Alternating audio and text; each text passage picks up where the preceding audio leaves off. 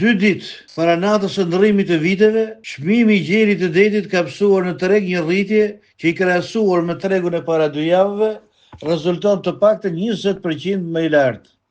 Çmimi ka shkuar në 12.000 lekë të vjetra kilogrami. Po ashtu, edhe produktet e tjera të mërkatës së fruta perimeve të Durrësit ka nisur të rriten çmimet. Tendenca për rritje pritet të vijojë edhe në ditët e mbetura para datës 31, duke ja pamundësuar blerjen sidomos personave me aftësi të kufizuar dhe me të ardhurat të pakta ekonomike.